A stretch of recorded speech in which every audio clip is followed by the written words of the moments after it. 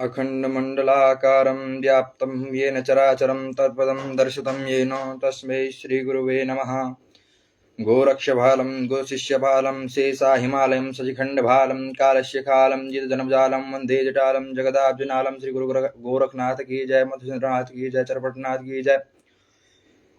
अम्बा शाम्भवी चंद्रमौलिरबला प्रणव माँ पार्वती काली हेमवती शिवा त्रिनयनी कात्यायनी भैरवी सावित्री नवयौवना सुकरी साम्राज्य लक्ष्मी प्रदा सिद्धरूपी परदेवता भगवती श्रीराजराजेश्वरी यं यं यं यक्षरूपं दशदिशविदितं भौमिकं पायमानं संसं संहारमूर्तिं श्रीमुकुटिदां शेखरं चन्द्रबिम्बं दं दं दं दीर्घकेशं बृहदाकमुखं ऊर्ध्वरोमं करालं पं पं पं पापनाशं प्रणमत सततं भैरवं क्षेत्रपालं श्रीकालभैरवाय नमः। कंकालभैरवाय नमः, नादभैरवाय नमः, नादोदभैरवाय नमः, प्रचण्डभैरवाय प्रकलभैरवाय नमः, सदानंद भैरवाय नमः, मृत्युंजय भैरवाय नमः, खबरनाथ भैरवाय नमः, ऋतुनाथ भैरवाय नमः, चंडनाथ भैरवाय नमः, प्रचंडनाथ भैरवाय श्रीकाली पुत्रकालनाथ भैरवाय नमो नमः।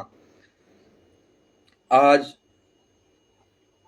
सबसे मुख्य एक सवाल आ रहा था लोगों का कि उत्तराखंड में पूजे जाने वाले चौरंगी नाथ कौन है? क्या ये 9 नाथों में हैं? चौरंगी नाथ भैरव, इनको उत्तराखंड में नरसिंह भैरव के साथ चौरंगी नाथ के वीर, नरसिंह भैरव के वीर के रूप में पूजा की जाती है चौरंगी नाथ भैरव की। ठीक है, तो कई लोगों के मन में ऐसा प्रश्न था, कई लोगों के मन में था। अब जानते सब हैं घर में देवता है, लेकिन इस चीज की जानकारी किसी को नहीं है कि चौरंगी नाथ है कौन और ये उत्तराखंड में कहां से आए, इनकी उत्पत्ति क्या हुई, ये ध्यानियों के पीछे क्यों लगते हैं, है ना। तो ये चौरंगी नाथ भैरव की उत्पत्ति क्या है, ये कहां से आए, पहले कौन थे? योगिनियों का पुत्र कहा गया चौरंगी नाथ को, शमशानी भैरव। योगिनियां जो हैं, काली के साथ चलने वाली 64 योगिनियां हैं, उनका पुत्र कहा गया चौरंगी नाथ को शमशानी भैरव। शमशान का राजा है चौरंगी नाथ भैरव, जो शमशान घाट है उसका राजा है चौरंगी नाथ भैरव। इस भैरव के हाथ में व्यक्ति की मृत्यु, जन्म, सारा इस भैरव के हाथ में, चौरंगी नाथ भैरव में मृत्यु से लेके जन्म तक किसको बचाना है, क्या करना है, इस चौरंगी नाथ भैरव के हाथ में। तो ये चौरंगी नाथ भैरव आए कहां से?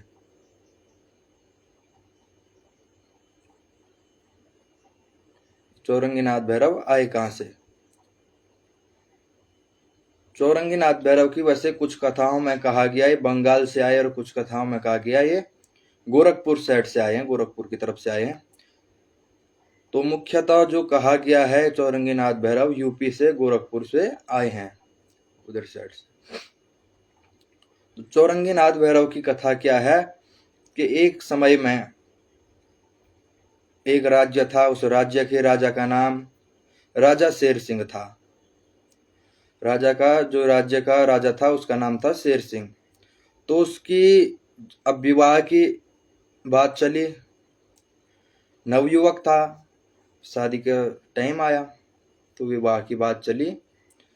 तो विवाह के समय अब देखा, जो राजघराने की लड़कियां थी, कन्याएं थी, उनको देखा तो एक राजघराने की कन्या नैनावती नाम की एक राजकन्या से उनका विवाह तय हुआ। अब राजा का विवाह हो गया, जो नैनावती नाम की कन्या थी वो राजा की अब धर्मपत्नी बन गई, उस राज्य की रानी बन गई। अब राज्य की रानी बन गई नैनावती। अब धीरे धीरे 2-4 साल बाद, 5-6 साल बाद, जब 12 वर्ष बाद भी उस नैनावती का, उस रानी का कोई पुत्र प्राप्त नहीं हुआ, पुत्र रत्न प्राप्त नहीं हुआ, संतान पैदा नहीं हुई, तो राजा के मन में ऐसा अभिलाषा हुई, ऐसी इच्छा जागी कि हमें दूसरा विवाह करना चाहिए। जो पहली रानी का पुत्र नहीं हो रहा है, 12 साल बीत गए, अभी पुत्र नहीं हुआ, तो दूसरा विवाह करना चाहिए, तो क्या पता हमारे भाग्य में दूसरे विवाह से पुत्र हो जाए। तो राजा ने जो है दूसरा विवाह किया। इच्छोदा नाम की रानी से। जो राजा शेर सिंह है उन्होंने दूसरा विवाह किया इच्छोदा नाम की रानी से। तो विवाह के कुछ महीने पश्चात, 1 साल पश्चात, जो पहली रानी थी नैनावती, उनका पुत्र हो गया, उनको पुत्र रत्न की प्राप्ति हो गई। तो पूरे राज्य में खुशी की लहर छा गई।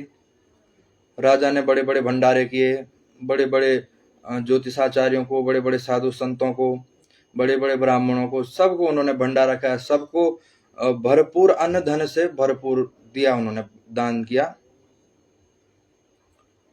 तो भरपूर अन्न धन सब दान करा राजा ने खुशी में।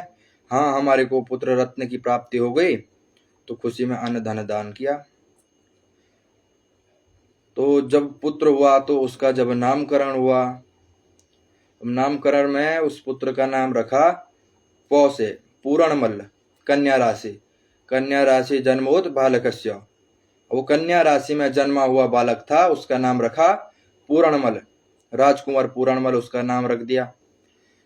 अब जब राजकुमार पूरणमल नाम रख दिया तो उस समय राजा अपने सभी लोग गुरुकुल में भेजा करते थे बालकों को अस्त्र शस्त्र की विद्या प्राप्त करने के लिए, वेद शास्त्रों की विद्या प्राप्त करने के लिए। तो राजा ने गुरुकुल में भेज दिया अपने पुत्र को। 10 साल की उम्र में अपने पुत्र को गुरुकुल में भेज दिया।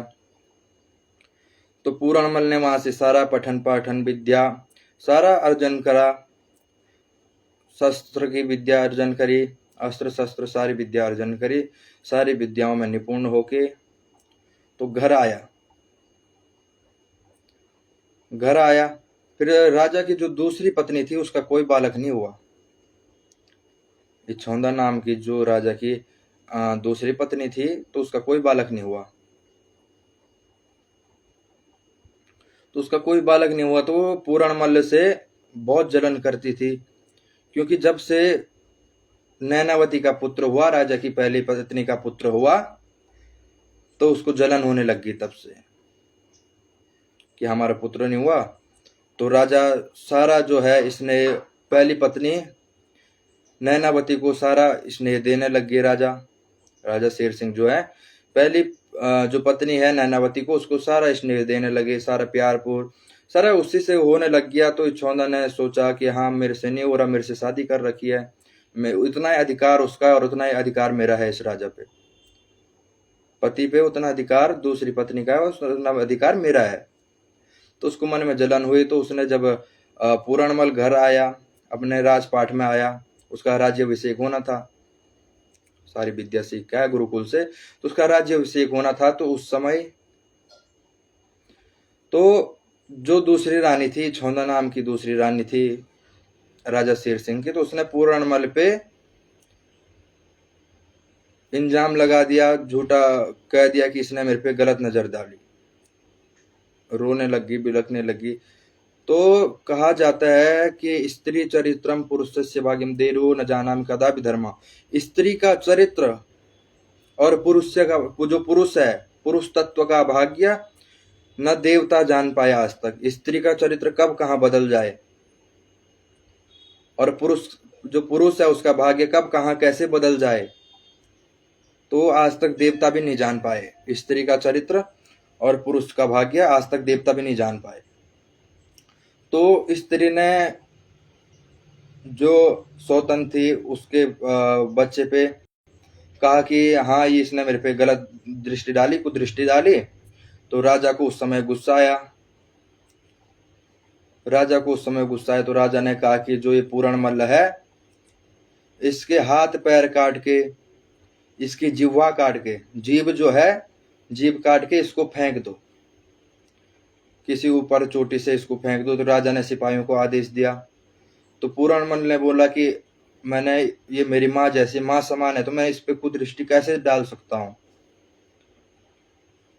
तो उसने, इच्छोदा ने जो जलन की भावना से अपने सौतन के पुत्र को बोला कि इसने मेरे पे कुदृष्टि डाली। तो राजा ने अपने हुक्म से अपने सिपाहियों से कह के उसका जो हाथ पैर काट के, जिह्वा काट के फेंकवा दिया।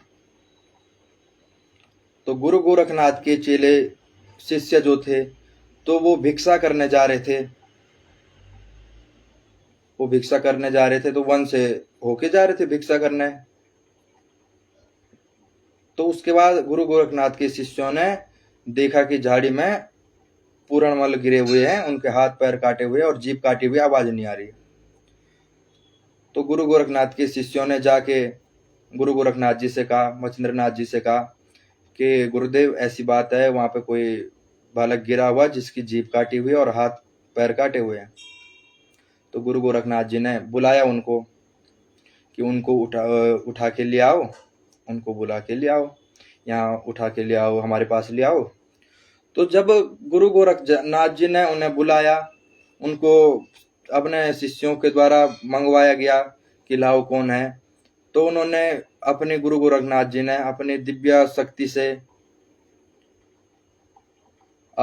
शक्ति से जो पूरणमल है उसके हाथ पैर और जीवा को पुनः जागृत कर दिया, पुनः वापस कर दिया।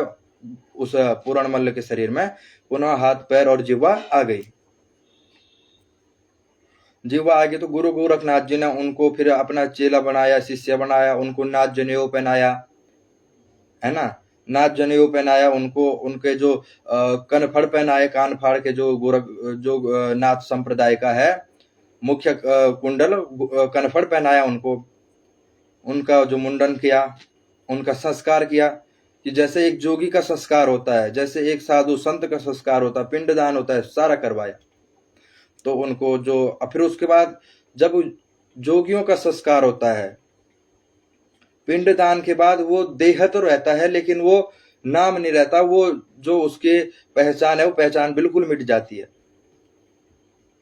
फिर जीवन को पुनः प्रारंभ करना पड़ता है। जब व्यक्ति संन्यास ले लेता, संन्यास मार्ग पे चल जाता है, तो उसको अपना जीवन पुनः प्रारंभ करना पड़ता है।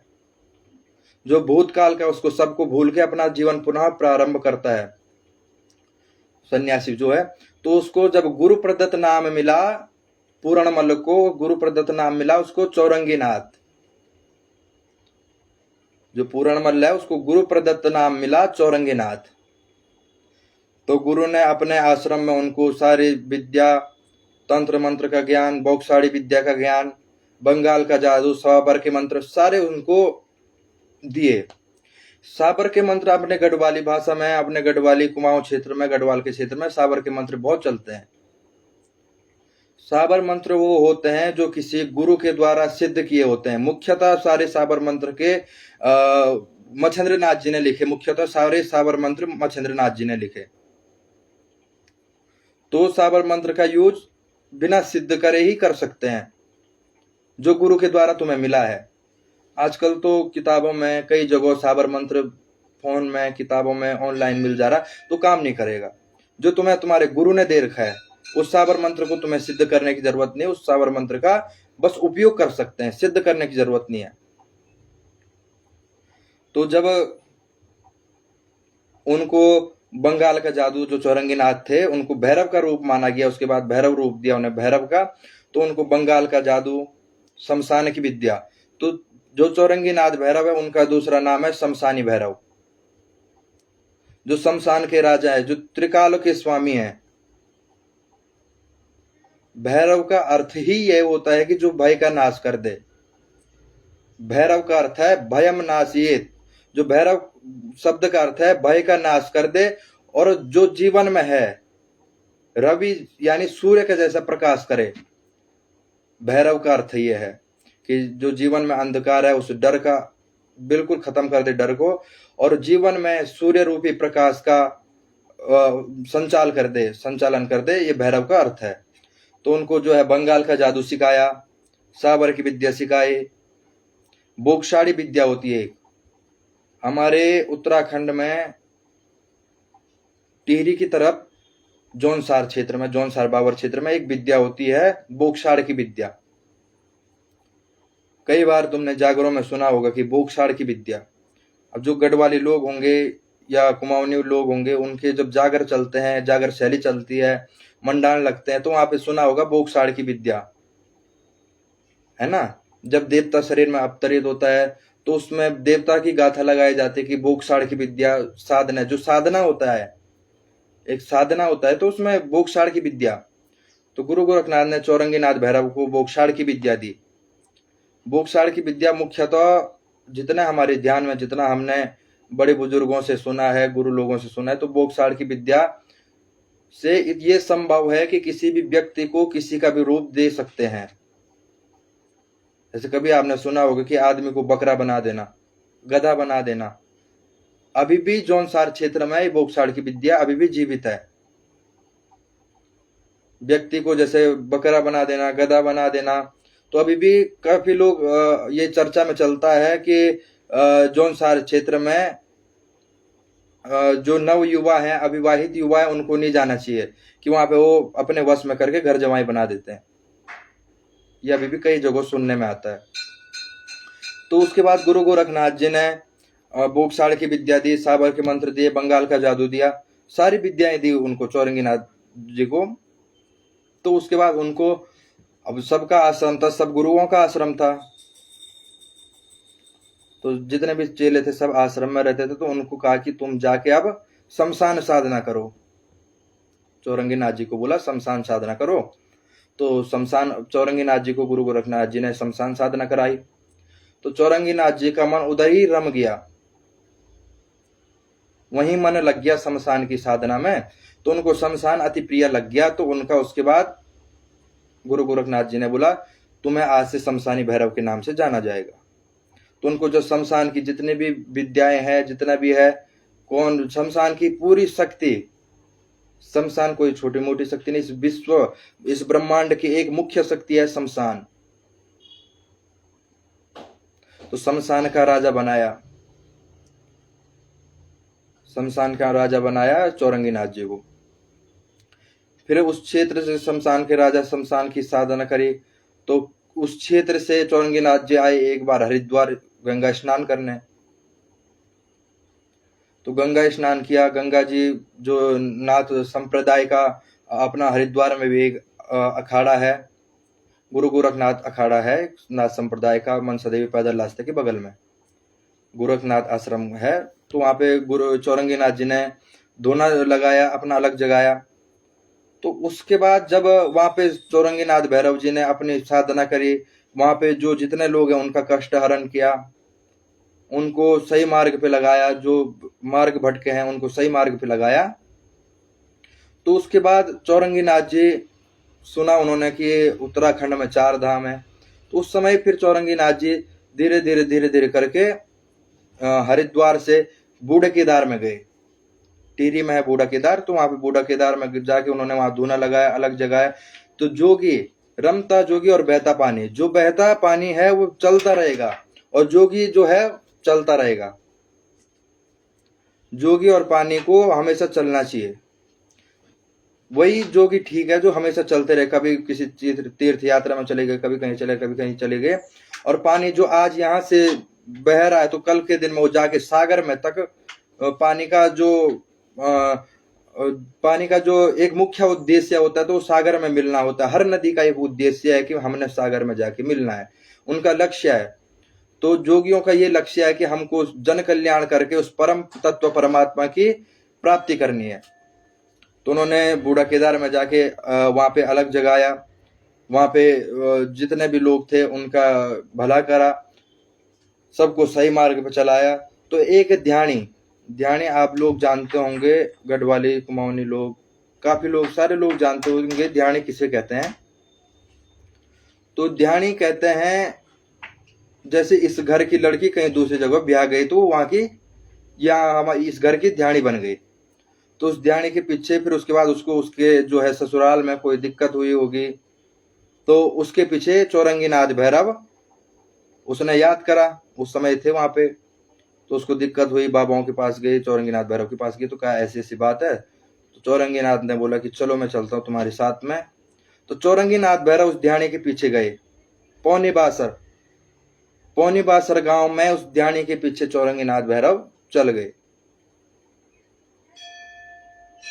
जो पौनी बासर नाम का गांव है वहां पे उस ध्यानी के पीछे चौरंगीनाथ चल गए। तो वहां पे चौरंगीनाथ ने जो है अब ध्यानी को परेशान किया, उथल पुथल मचाया। कभी नाना प्रकार से परिवार में मृत्यु होने लगी, अकाल मृत्यु होने लगी, लड़ाइयाँ होने लगी परिवार में। तो वहाँ पे अब जब दिखाया देव किसका दोष है, क्या है, चावल दिखवाया किसी देवता से, किसी दरबार में जाके चावल दिखाया, तो पता लगा कि चौरंगीनाथ का शमशानी देवता है, शमशानी वीर है, उसका यहाँ पे तुमने ध्यानी को परेशान किया तो उसका यहाँ पे दोष लग गया, उसका दोष लग गया, शमशानी भैरव का, चौरंगीनाथ का यहाँ पे दोष लग गया। जब कहीं चावल दिखवाया, किसी चावल देखने वाले पुछारों के पास गए, कहीं गए, तो वहां पे पता लगा कि ये चौरंगीनाथ का यहाँ पे दोष लगा हुआ है, तो इसकी जो है पूजा करो। फिर ध्यानी के साथ वहां पे उसको चौरंगीनाथ को वहीं पूजना पड़ा, एक बार के लिए फिर चौरंगीनाथ को वहीं पूजना पड़ा। फिर नरसिंह भैरव और चौरंगीनाथ की कथा अलग है, वो दूसरे दिन बताऊंगा मैं। तो वहां पे जो है पूजा, वहां पे चौरंगीनाथ को पूजा, और चौरंगीनाथ को वहां पूजा करी। फिर उसके बाद चौरंगीनाथ फिर उस घर से कोई ध्यानी गई होगी, फिर उसके पीछे चौरंगीनाथ फिर उस जगह गए। ध्यानी के अगवानी वीर कहा गया है चौरंगीनाथ को, ध्यानी का जो मालिक है। इतना बड़ा कन्यादान है। कन्यादान के बाद जो है लड़की दोनों घर की हो जाती है। तो उसके बाद वहां पे गए चौरंगीनाथ भैरव ने, वहां पे जाके अपने ध्यानियों को न्याय दिलाया। तो वैसे वैसे चलते चलते बद्री केदार आए, हमारे चमोली क्षेत्र में आए, रुद्रप्रयाग क्षेत्र में, पौड़ी क्षेत्र में। सबसे पहले जो है उत्तर काशी में गए थे चौरंगीनाथ जी, उत्तर काशी में सबसे पहले उत्तर काशी में गए, ध्यानी के पीछे उत्तर काशी में गए सबसे पहले बूढ़ा केदार से। फिर उसके बाद धीरे धीरे उत्तर काशी से चमोली, ऐसे चौरंगीनाथ जी ऐसे पूरे उत्तराखंड के आराध्य देव माने गए। फिर तो अभी भी कहते हैं, अभी भी होता है कि अगर कोई ध्यानी परेशान है तो उसके पीछे चौरंगीनाथ भैरव तुरंत आते हैं। अगर उसने याद कर लिया कि कहाँ है देवता जो मेरे साथ है, मेरे साथ कौन देवता खड़ा है, चौरंगीनाथ कहाँ गया, तो उस देवता को अभी भी तुरंत वो देवता की स्मरण करो तो देवता तुरंत आके प्रत्यक्ष अपना प्रमाण देता है। ऐसे चौरंगीनाथ भैरव है कि वो अपना तुरंत प्रत्यक्ष प्रमाण देता है ना। तो अभी भी उस चौरंगीनाथ भैरव की बहुत साक्षात इस कलयुग में कृपा है। अभी भी उत्तराखंड में हर देवी देवताओं का अलग महत्व है। तो शमशान की जो शक्ति है वो तुरंत काम करती है, जो शमशान की शक्ति है वो तुरंत काम करती है। तो वहां से फिर ध्यानी के पीछे गए, ध्यानी के पीछे गए। तो दूसरा जो है, अब एक प्रश्न आता है कि भैरव की उत्पत्ति कहां से हुई, भैरव को कहां से लाए, कौन लाया।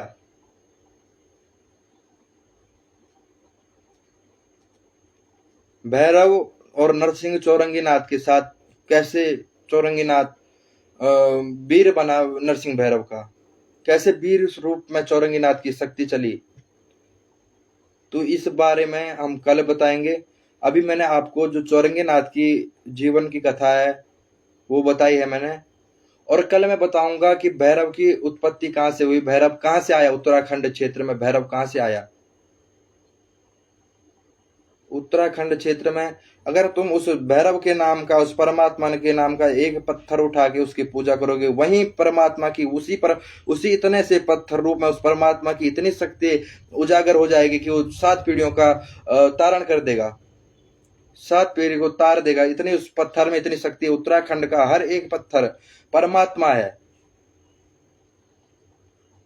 तो इस भैरव की उत्पत्ति कहां से हुआ, कल आने वाले, कल लाइव आऊंगा, हो सकेगा तो कल आऊंगा, नहीं तो जब टाइम लगेगा लाइव आऊंगा, तो मैं बताऊंगा कि भैरव की उत्पत्ति कहां से हुई, भैरव को कौन लाया, भैरव किस रूप में आए। भैरव मुख्यतः काल भैरव के रूप में आए थे बंगाल से। तो कल इस कथा को मैं विस्तार से बताऊंगा, कौन लाया भैरव को, कहां से लाया, सारी विस्तार से कथा बताऊंगा। इसकी कथा, भैरव की कथा तो बहुत लंबी है। उसके बाद नमड़ू भैरव कहां से आया, उस भैरव का कितने रूप बने, फिर भैरव और नरसिंह के साथ चौरंगीनाथ कहां से आए, फिर कल ये कथा बताऊंगा। आप सभी लोगों का बहुत बहुत धन्यवाद, आप लोग लाइव में जुड़े। आप लोगों का बहुत बहुत धन्यवाद, आप लाइव में जुड़े। कल भी जुड़ना लाइव में, आज हालांकि बहुत कम लोग जुड़े थे, कल और लोग जुड़ना। कल भैरव की संपूर्ण कथा बताई जाएगी कि भैरव कहाँ से आए और नरसिंह के साथ कहाँ से भैरव जुड़े। जय माता दी, हर हर महादेव, ओम काली। मैं आपको